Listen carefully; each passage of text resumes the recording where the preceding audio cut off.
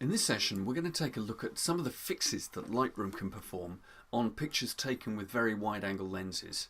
The wide-angle lens, of course, is the mainstay of our kit as real estate photographers, and even if you use the best wide-angle lens in the world, they are still going to exhibit two phenomena.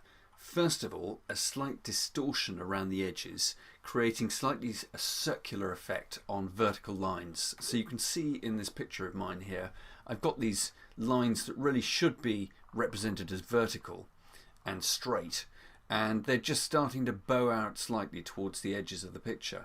And I've also got a slight darkening effect in the corners of my picture. Now I'm going to slightly overdo this by using the vignette tool in Lightroom, but that's the kind of problem you see with the vignetting that happens with wide-angle lenses. And on the distortion side, if you really crank it up, and if you were to use a very cheap wide-angle lens, you might even see this kind of level of distortion appearing if you used a camera phone, for example.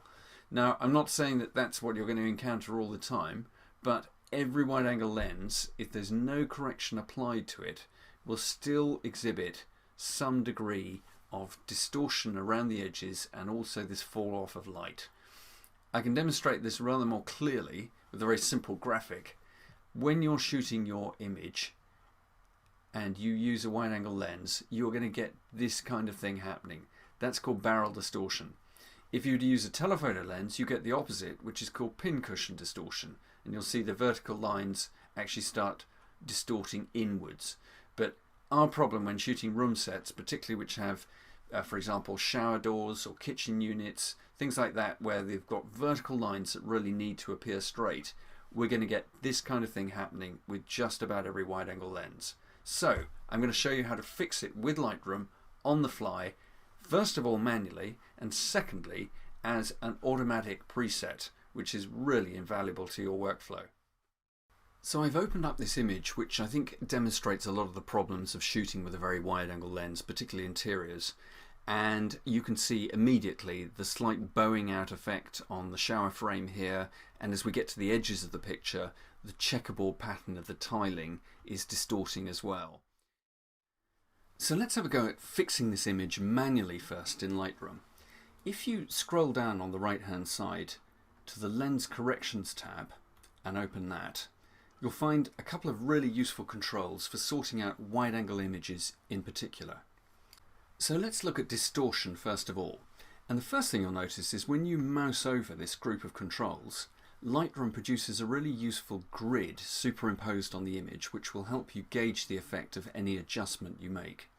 And what we want to do is to apply some distortion in the opposite direction to what's happening. At the moment, we've got the beginnings of barrel distortion appearing around the edges of the image. So we're going to push the distortion slider in the other direction, which if pushed too far would get us into the territory of pincushion distortion. And really it's a question of using that grid to align with the vertical lines in the image at such a point that they're nicely represented. Don't worry about what's happening right at the edge of the image. I'm using the grid right now to just align the shower door, for example, and the lines of tiles and get those nicely represented. And I'm going to settle for about 15. Now, you'll of course have noticed that in doing that, we've actually pulled in the image quite a lot to correct the distortion. So we could just go to the crop tool and snoot this image down to the actual image area. But fortunately, Lightroom includes this scale command, which is really useful because we can simply dial up a little bit more scale. It's expressed in percentage form. So if I go to 105%, I can just enlarge that image sufficiently so that it goes edge to edge. Now this is something to factor in when you're shooting, because when you apply some of these distortion commands, you're going to lose some of the image area in the process. There's another fix that I'd like to apply to this image, and that is to just lighten the corners where the very wide-angle lens has created a certain fall-off in illumination. And this can simply be sorted out in the Lightroom Lens Correction panel by using the Lens Vignetting slider. The Lens Vignetting slider can be used to simply brighten those corners. And normally you'd think of a lens vignetting command as something available to portrait photographers or landscape photographers, whereby they darken the corners of the image to bring the focus to the central portion of the picture. But we're using it the other way to really brighten those edges and make up for the fall off in illumination that's being caused by the lens. I should add here that this can actually be a creative tool in its own right, because it can be used to sort out uneven illumination in a scene, for example. If your fill light hasn't quite got to the corners of the image, then you could certainly use the lens vignetting tool as a way of remedying that.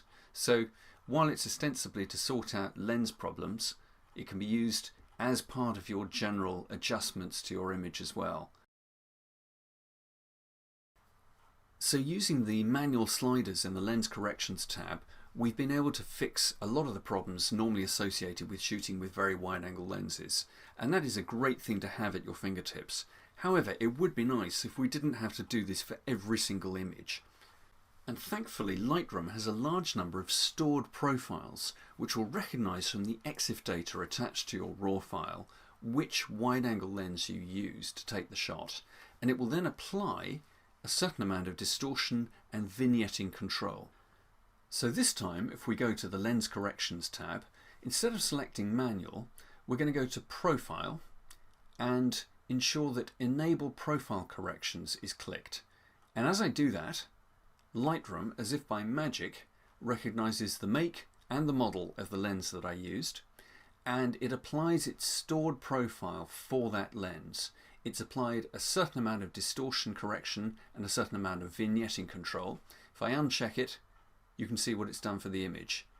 At the touch of a button, it's sorted out those verticals, brightened up the corners, and that is a really slick control.